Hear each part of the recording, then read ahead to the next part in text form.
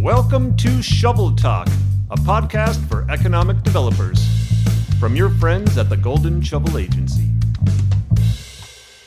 Hello and welcome to ShovelTalk. If you're wondering whose voice you're hearing, my name is Darren Barley and I'm the VP of Client Retention and Creative Services here at Golden Shovel. And I've been here the whole time as far as ShovelTalk goes.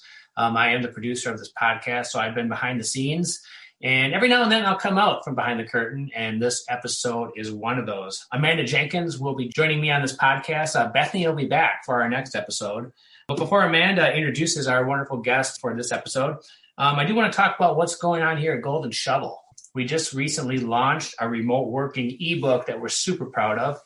You can download that at goldenshovelagency.com. There's a nice big button on the homepage for you to download it, as well as one of those great pop-ups that will remind you to download it. We had a lot of fun putting this together. There's a lot of great information in there, along with some really cool and interesting case studies of what's going on around the U.S. as far as recruiting that remote worker.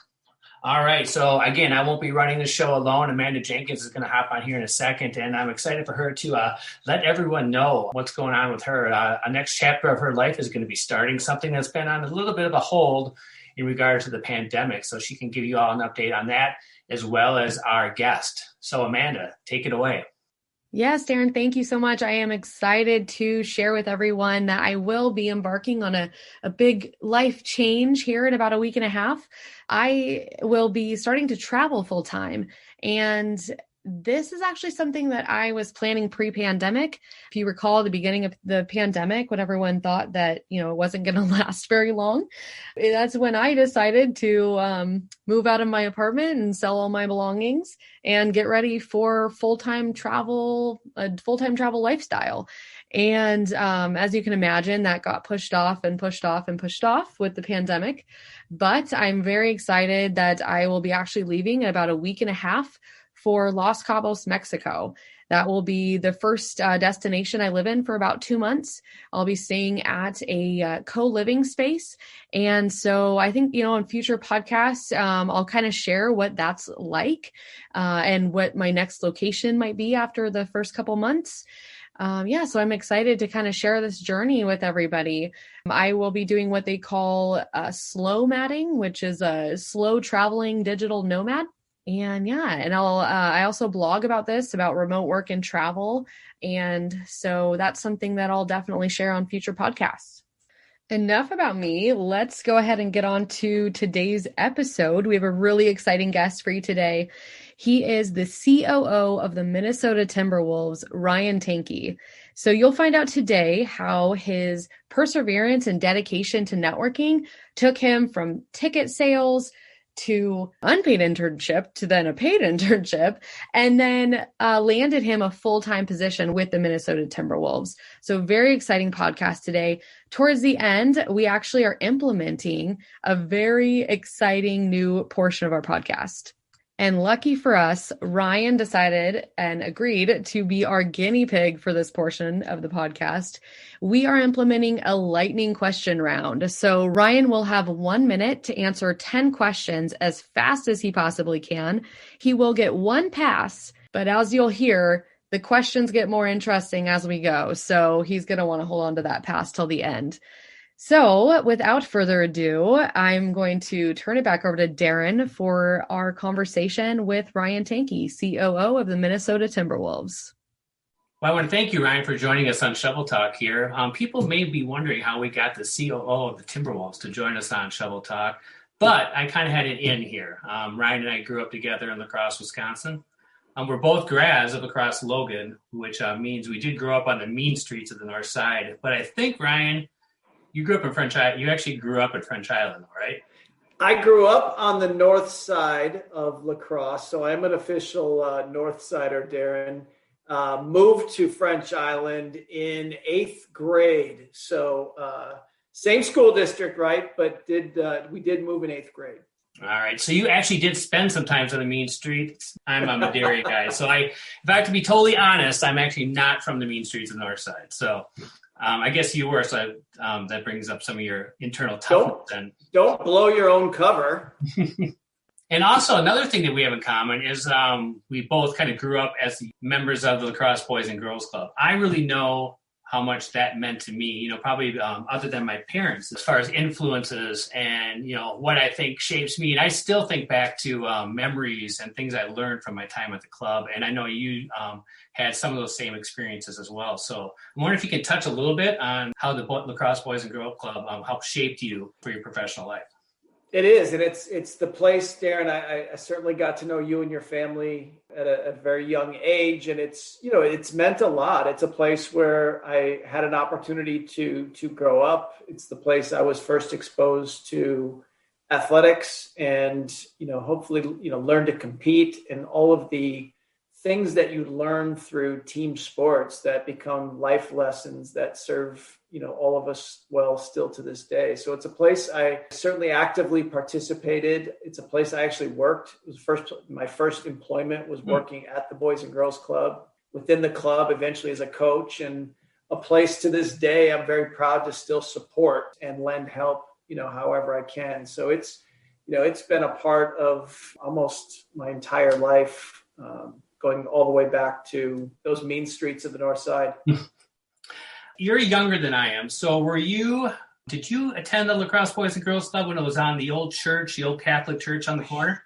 I sure did. So that was, I don't remember the exact year when it relocated into the new club, but certainly, for the first, 4 or 5 years of competing, it was in an old church, and such great memories as a young kid that, even as you asked that question, it jogged, certain moments and experiences that helped shape you as a kid.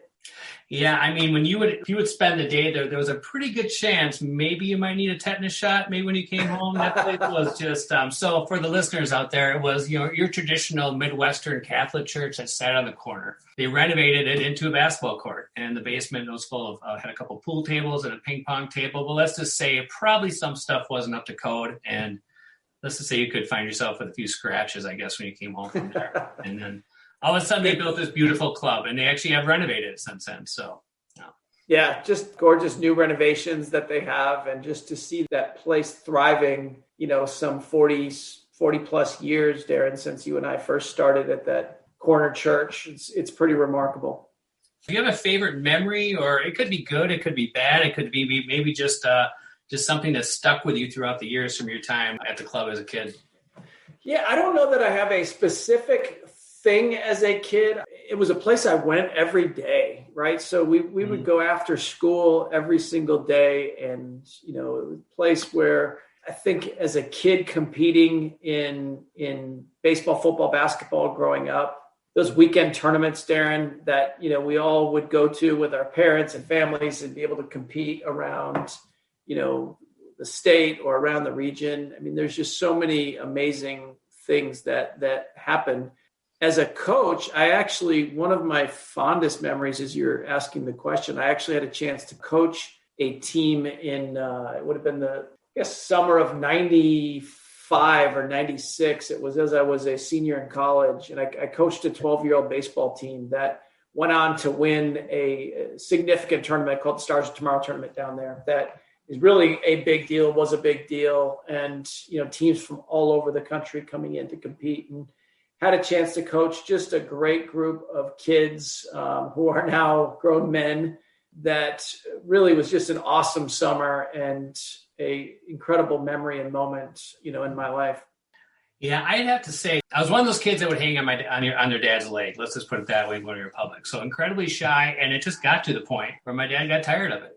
So this is something I'm sure wouldn't fly today as a parenting tactic, but what he did was, and I can remember him doing this, and it scared the heck out of me. He drove me down to the boys' club, told me to get out of the car, and told me to go in there, and drove away. Left me there on that corner, and I sat on the steps for a while, and I finally got the nerve to go in, and there was no one to know who these people are, but Dewey and Rod Amundsen. You know who I'm talking about, Ryan. Yeah. And that was my introduction to the boys' club. So all those years, I thought, man, I can't believe my dad actually did that. He just dropped me off and took off and left me there by myself. What if I would have walked off or whatever? But it turns out, yeah, I don't think that would fly today, Darren. I've got a 6 and an 8-year-old. I don't know. I've thought about dropping them off places, but I haven't actually gone through with it yet. Well, here's the thing.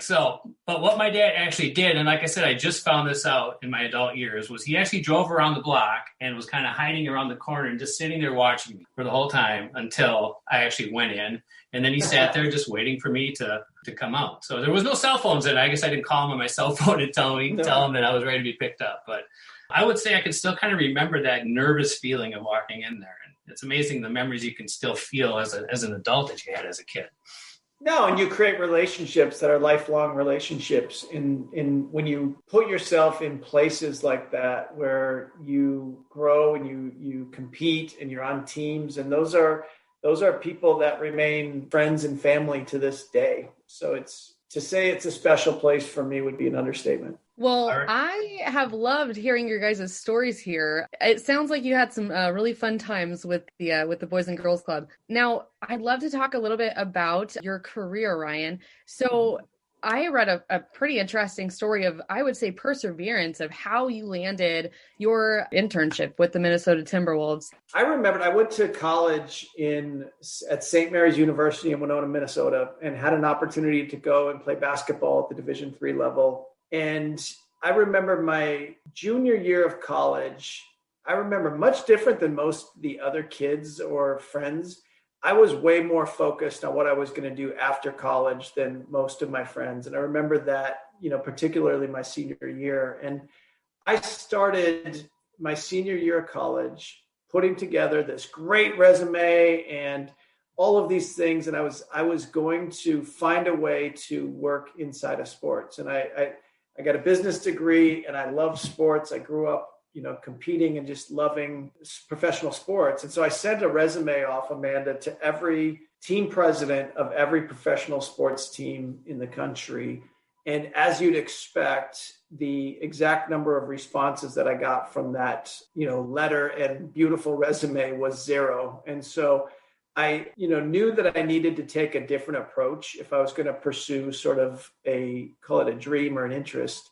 And so most of my college friends were from either Chicago or Minneapolis area. And so decided I was going to move up to Minneapolis and try to figure it out. And so I was able to get a position, full-time job as an administrative assistant to a Coit Carpet and Drapery Cleaning, a local small business up here right after college, and had a friend of my family's that had the company, and I was the owner's assistant.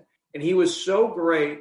I was there a year, and during that year, he was really encouraging, knowing what I wanted to try to pursue and network my way into the sports landscape in the Twin Cities. And so I decided, moving up here, I didn't know anybody, or I didn't, have a lot of connections, didn't know anybody inside of the sports world. And so I decided, Amanda, I was just going to go to Target Center one day. Basketball, NBA is my favorite sport, love the NBA. I was just going to go to the arena one day and see if I could get a job. And I didn't care if I was selling popcorn or cleaning the place. I just thought if maybe I went down and got a job, there would be an opportunity that might come from that just connection. So my first job, I actually got hired selling tickets at the ticket windows on game nights. So I would work my full-time job. I'd go to the Target Center on game nights and, work will call or sell tickets at the windows. And then at halftime, they would close up and I would get a ticket to go sit in the upper level of the arena and watch second half of the game. It was great. But what I did was anytime I saw somebody with a credential on, I would make note of who they were and then try to follow up and figure out what they did. And so a lot of handwritten notes, lots of follow-ups. And through that year or half a year, I guess it was, doing this for games, concerts, events, I met some folks. And ultimately that led to a opportunity to work as an intern with the organization. Darren will remember, Darren was there, someone I knew within the organization and was helpful through that process, but much, much different. The business of sports was much different at that point in 97 than it is today.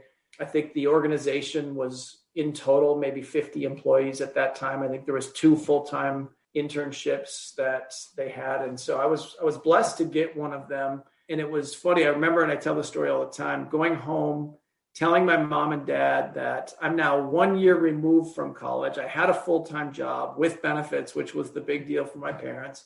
And to go and tell them that I was going to leave a entry-level job as an administrative assistant and go and take an unpaid internship with the Timberwolves. And so my mom, of course, thought I was crazy and you can't do that. But I did. And I jumped in, and it was really just a 3-month internship initially that I took with the organization. 3 months became 6 months. 6 months eventually became almost a year of doing that. And I worked nights and weekends, some part-time retail jobs to pay rent and find a way to live through it. And then in the spring of '98 was when we launched the Minnesota Lynx franchise of the WNBA. And as part, we went through a little bit of a growth in our staff. And so I happened to get the opportunity to catch on full-time in a full-time capacity with the organization that spring of '98. So I'm not sure if that hit on your specific perseverance story, but it was an awesome time. And I just remembered, I tell this when I speak to classes, it was a life lesson of just, one, sending out your resume doesn't do anything. It's what you do with it. And you've got to be willing to bring that to life and go and make things happen. And then two, sometimes you got to take chances. And usually you look back at what those sort of risks or chances are. And most of the time you look back and they weren't really a chance. It was what was meant to be. Right. Yeah, that is dedication to dream. And you definitely did hit on the story I was talking about. Now, I want to know, while you were working the internship and working, other, like you said, retail to actually have income, what kept you going? What, not knowing if this was going to turn into something down the road, what kept you going and, kept that dream alive for you? I think it was, I wish I could say at that point I had some grandiose vision or plan. I definitely did not. I was, you don't want to say you're just happy to be there. I really was. I was happy to be there. I certainly had a dream to, get a full-time position with the organization and was willing to do literally anything to make that happen. And so I just kind of had a belief in it. And I knew throughout that year as an intern, it was a special place, as it is today, of just the people that I was able to connect with, and I remember feeling at whatever it was, 23 years old, that I loved going to work, even though I wasn't getting paid, or didn't have this just incredible, plan.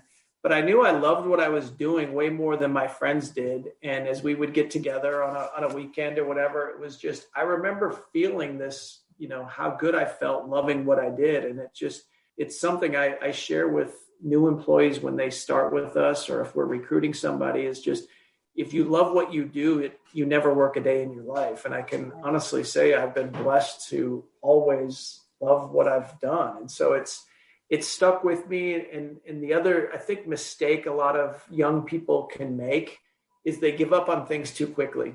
And whether it's their parental influence or what, they just, sometimes you got to stick through things, and, you've got to push through the challenges that you face. And, because I always say, why did you do it in the first place? And if the answer is you had some big dream or big vision, well, you've got to give that time and be willing to do whatever it takes to achieve it. Yep. Definitely coming back to your why is always, whenever always. I'm feeling a little bit lost, coming back to the why. So tell us about how, your career path, what did that look like? Yeah, I really started. So when I started full-time with the organization, it was in the capacity of an entry-level ticket sales position, selling season and group tickets for the Timberwolves and Lynx. And it's interesting because I never thought, certainly in college or even when I took an internship, that I was going to be in sales. And it was, I remember my first day just feeling this I was terrified.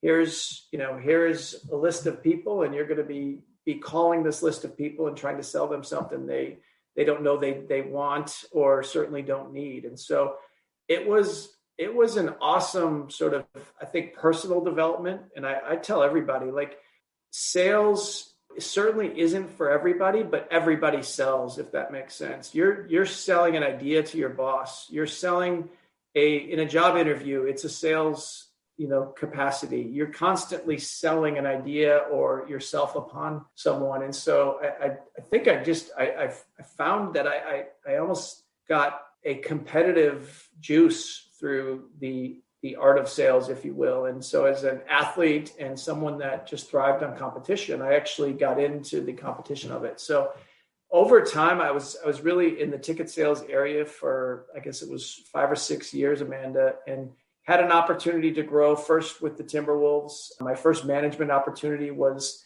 leading our youth basketball efforts. We've got a great program to this day that, puts camps and clinics, really through the lens of how do we grow the game of basketball. So I managed that area, eventually became the season ticket sales manager for the organization. And then I was 6 years in, loved it. I didn't even have a resume put together at the time, but an opportunity presented itself in San Diego, California. And through a series of random introductions, and the sports universe is a pretty small network. And so I happened to meet some folks, and they were going through some changes and had an opportunity. So I had never even really, certainly I'd never been to San Diego or really Southern California. And so it was a leap. And I remember I got there on my 30th birthday, and it was director of ticket and suite sales was the position. And, it was, I didn't know anybody. So it was like that, back to that point around take chances and be willing to get uncomfortable. It was as uncomfortable as I could have gotten. I was super comfortable. The Timberwolves and Lynx was truly family to me. But I took that leap and went out to San Diego. Certainly wasn't, I'm not from Minneapolis. I wasn't planning to come back. There was, again, no grand vision of I would go out and come back to Minnesota or the Timberwolves. But I think, another lesson of just when you have good relationships, keep them.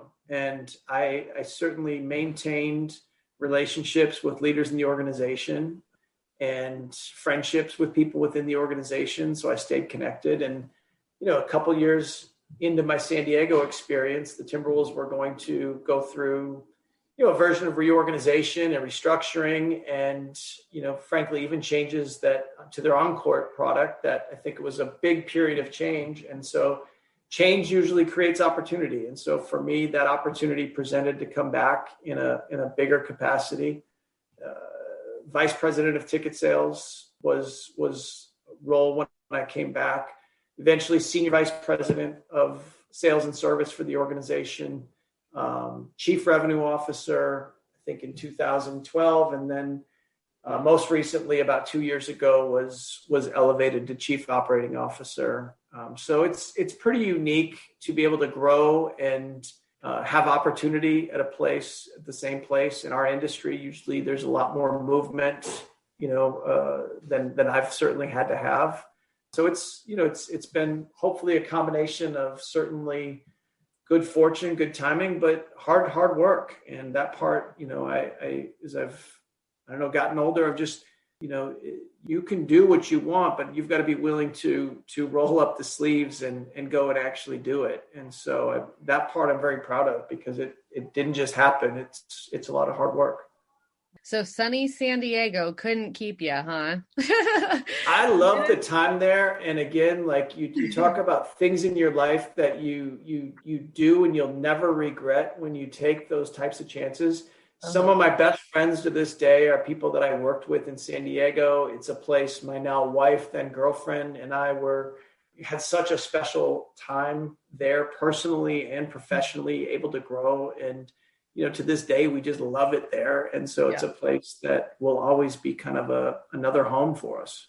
Definitely. Yeah. California is beautiful, but that must mean then there's something super special about the Minnesota Timberwolves. So that's awesome. Or I just missed the snow and below zero weather.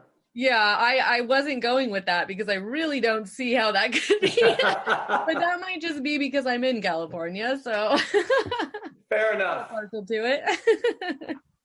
I want to talk a little bit about the Timberwolves family. So you mentioned that I worked there. I had if you want to use a sports cliche, I had a cup of coffee with the Timberwolves. I was there for a couple seasons right when you came on as an intern. And even in that short period of time that I was with the Wolves, I did notice that there was a real kind of a family culture there. There was a lot of our fellow employees who had been there from, the beginning, right? And some of those people from back in the late 90s when I was there are still there.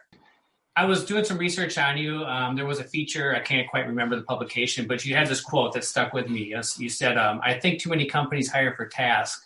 If you hire for culture, you don't go wrong very often. And I'm wondering if you can kind of expand on that quote a little bit more and maybe talk about that, how that correlates with the Timberwolves culture and how they have, so many employees who have stuck around for so many years.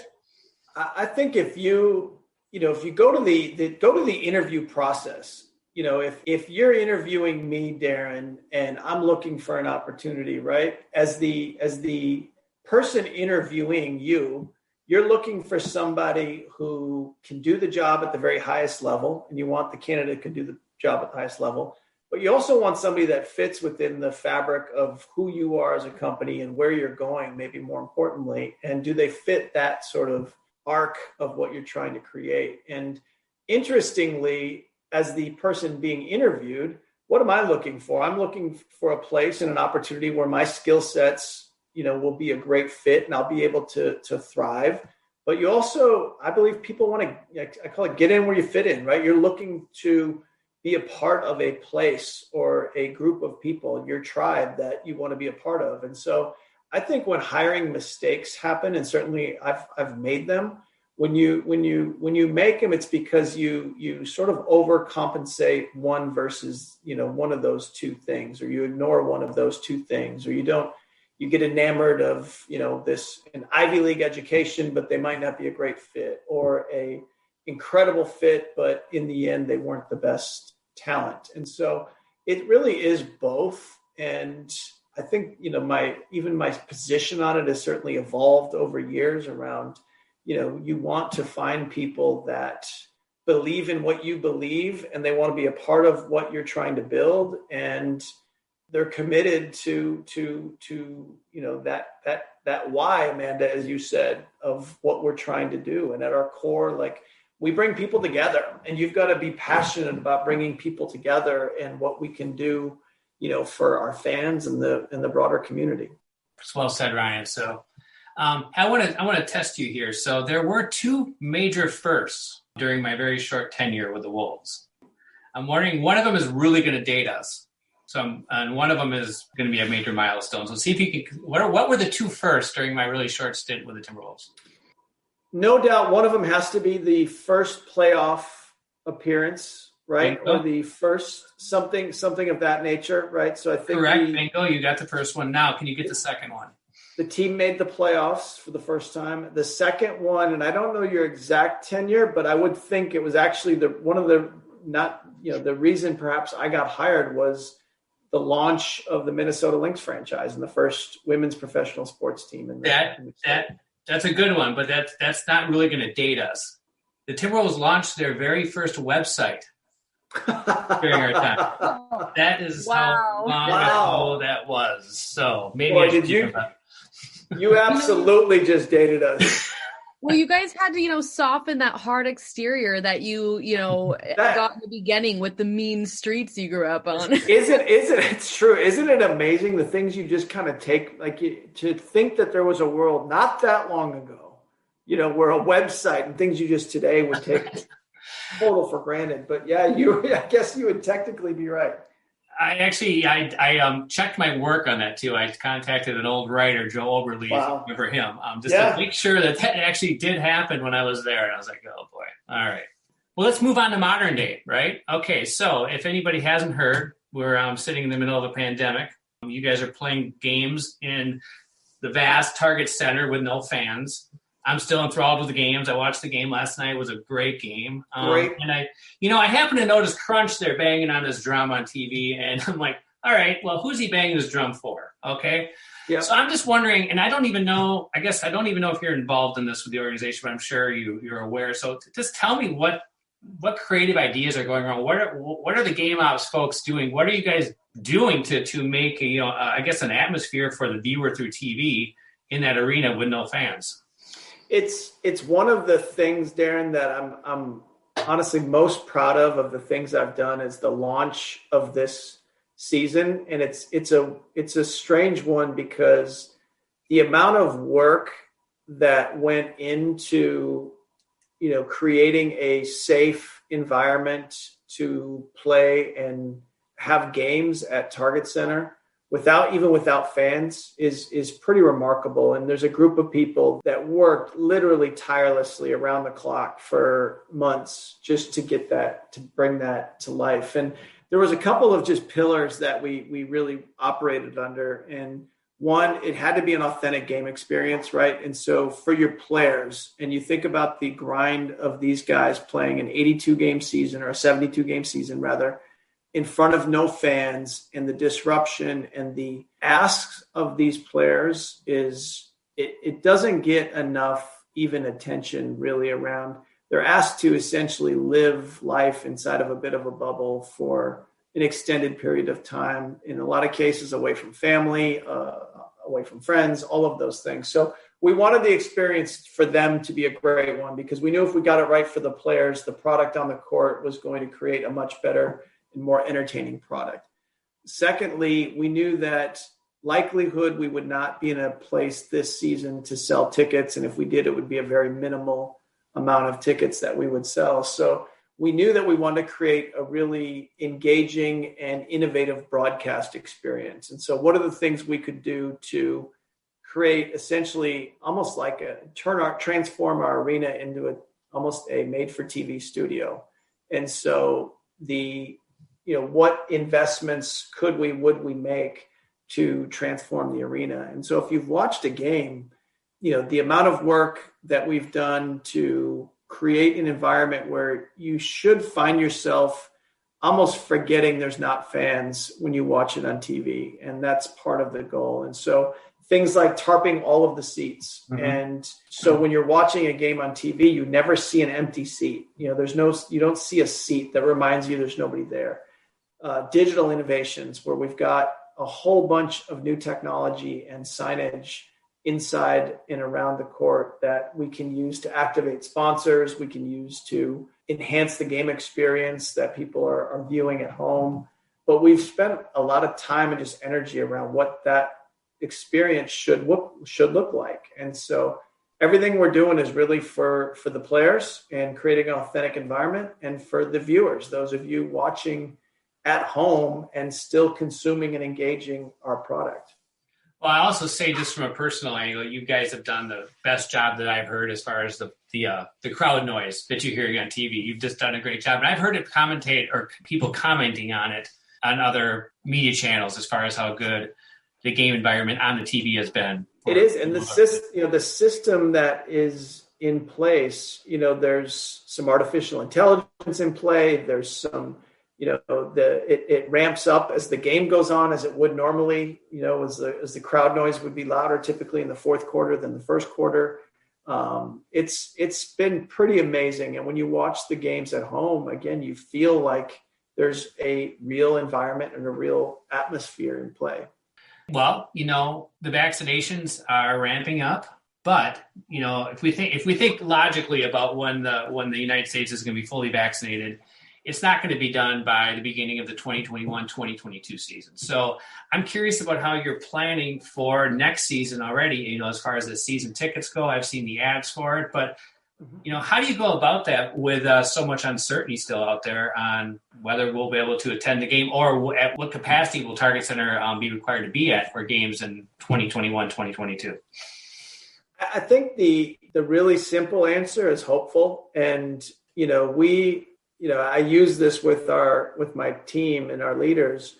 It's almost like your grandparents used to say, well, you've got to have something to look forward to, right? Like we talk all the time about, I take people to opening night next year and sort of close your eyes. And what do you want that to look like and feel like, and creating that vision? Because there's things that I miss. There's things that our fans miss. There's things that, people genuinely miss. And you take for granted just when the doors open and what that feels like entering an arena, the smell of popcorn and the sounds, the sights, all of it, that we really try to create that picture today and then work backwards, Darren. And so for us, there's a lot of things that have to happen for us to, create that safe and memorable environment that we're going to, again, return to. And so one, it creates just this, beacon of hope that we then can start to work towards. And,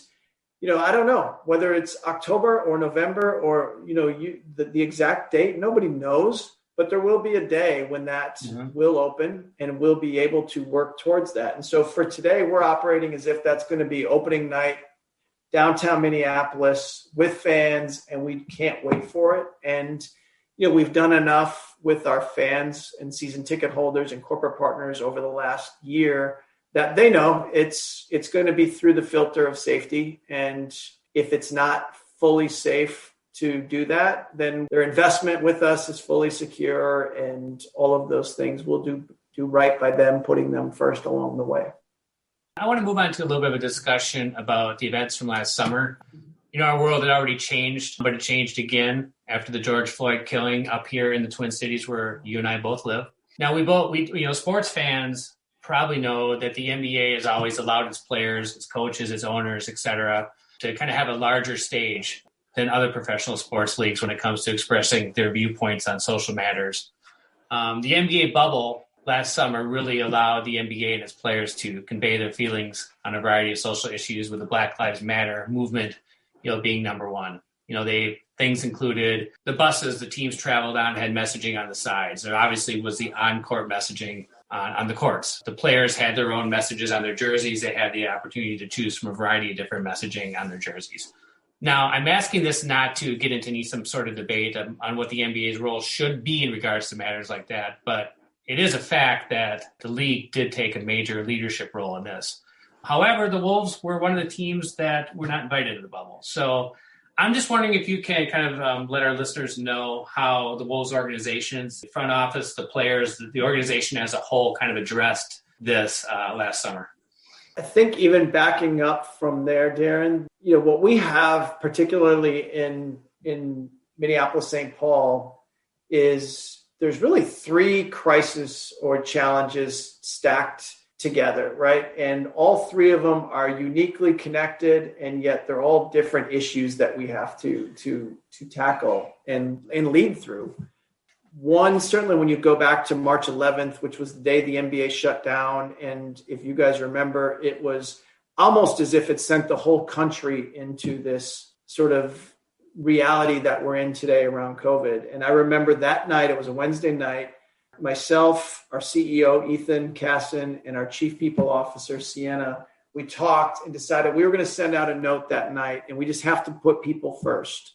And that night, which is funny now, we closed the office for Thursday and Friday and just sent a note to our staff, stay home on Thursday and Friday. And then from then we reconnected on Thursday and we extended work from home another week. And here we are. Yeah. But throughout all of it, it was everything. And I'm so proud of this. It's been about our people and how do we do the right thing all the way through this, and giving our staff access to medical resources that we're blessed to have, giving our staff information so they can be educated, and trying to be a leader in the space, working with our partners and creating awareness, whether it's Mask Up Minnesota or any of the things throughout the pandemic. We thought as a large brand and leader, we needed to be out front of that. And so it set a tone when you fast forward to what you're referencing in, I guess, late May, early June, and after the killing of George Floyd. And as we found ourselves, with really dealing with a second really challenging and heavy thing right in our backyard, what were we going to do as an organization? And so a lot of the same principles I just described around the pandemic hold exactly true with racial and social injustice and things where, at no point do we believe this is a political issue. We believe it's a human issue. And how do we put what's right and people at the forefront and center of all of our efforts? And so we knew that, where we could get involved, we wanted to be involved, and we wanted to not only just be a part of the conversation, we wanted to lead conversations. So whether that was things around voting and going and educating ourselves and our community around where and how they can vote. And so creating a voting platform where we went out into underserved communities to help voter registration and give people the voice that we all have in this process, to looking at organizations that we wanted to partner with who are experts in this space to help us educate ourselves, our staff, and provide us the tools and resources for us to express. And, when you look back at the efforts in May and June, it was so raw and heavy. Everybody wanted to sprint. I wanted to sprint. Literally, I remember the days after, and you just wanted to do something. And yet we're in the middle of a pandemic, you're home. And so there was this like sprint. And then you I think, settle in and realize that, these are age-old, hundreds of years challenges that our country and people have faced. And you're not going to change that overnight, but you do want to lead and you do want to be a part of, can we get better today? And so for us, it was a commitment to do what's right. And at an organization that at its core, every day believes in the power of diversity and inclusion and in creating an environment for people where they can be their best self. Like I don't know that it wasn't even a choice. It was the right thing. And so we jumped in, and then it really leads, Darren, to, the third sort of challenge that we face, all again directly connected, is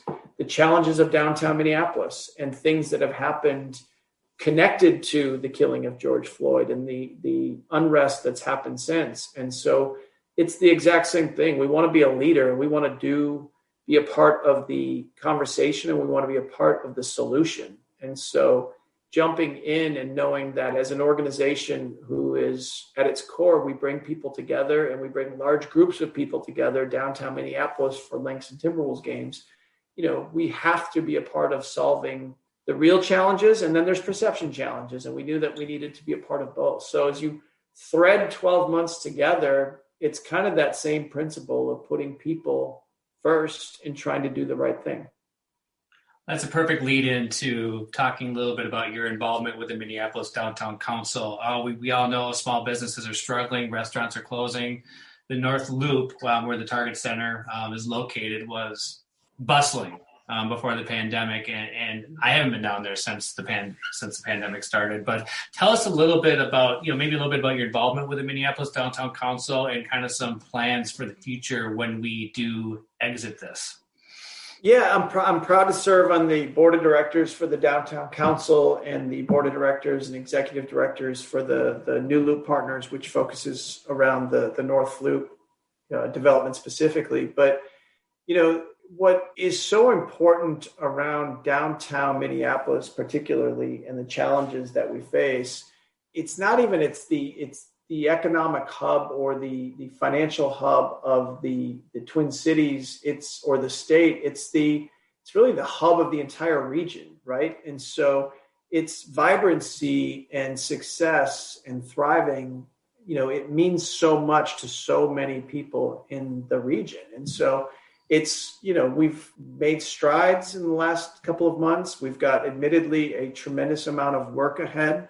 You've still, of course, have got the trials coming up in the spring and the summer, which, is, you can prepare for a number of things, but you don't know exactly, what the months ahead are going to bring. And so you want to be prepared, and yet you've got to continue to lead, and you've got to continue to find ways to again, be a part of the solution. And, there's partners that we have in organizations like Deluxe Corporation, at a time where people are exiting downtown Minneapolis, they very pridefully are coming and moving downtown, literally running into the challenges. And, I've talked with their CEO, Barry, just the leadership that takes. When people zig, you zag. And, there's so many companies and business leaders and community leaders that are coming together. There's a lot of good that is coming and will come from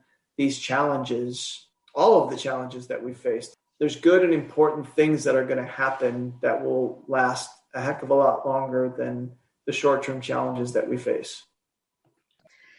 At this point in the conversation is normally when I would be asking you kind of get to know you questions like what book you're reading and what your favorite podcast is and things like that. But we're turning this into a game.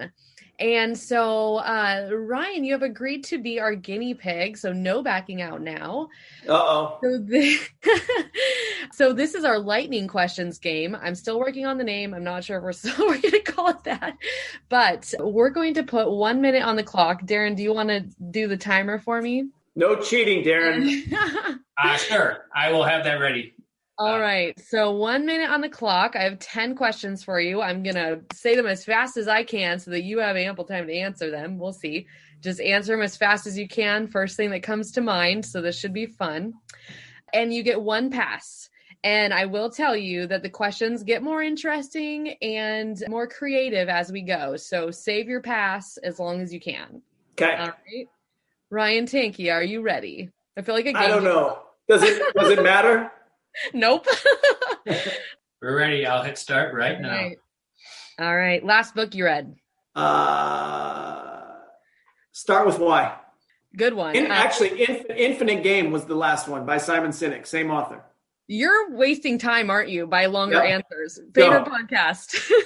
Favorite podcast? Woj podcast on ESPN. First thing you do in the morning? Work out. What you wanted to be when you grew up? NBA player. Favorite superhero and why? Ooh, my son and I talk about this a lot right now. I love Tony Stark and the whole Avengers series, but Tony Stark, I think his character is leadership. All right, good one. What superpower would you want and why? Time travel. Ooh, good one. If you could live anywhere in the world for a year, where would you live? Oh. Key West, Florida, post-pandemic. You're lucky we didn't get to question 10, and I kind of want to tell you what it is, but I also don't because I want to surprise people in the future.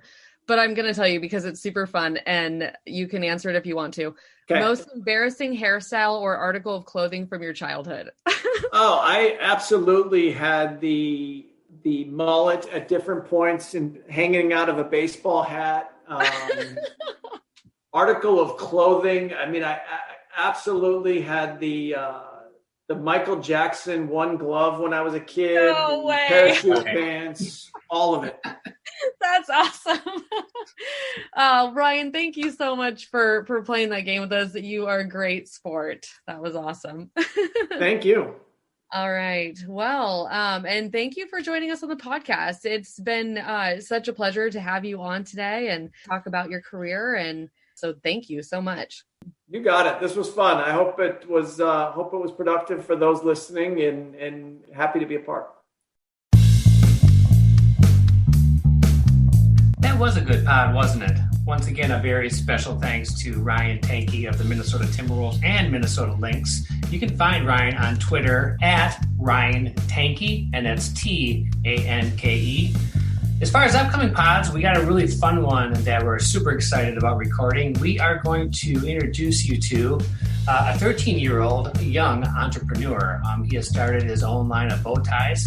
You'll get to know him, and you'll also find out how he's educating other young entrepreneurs like himself. So we're going to have young Aniki on the call along with his mom, Marcia, and we're really super excited to get that one recorded and edited and out to the masses. So once again, thank you for joining us on Shovel Talk, and we will see you next time.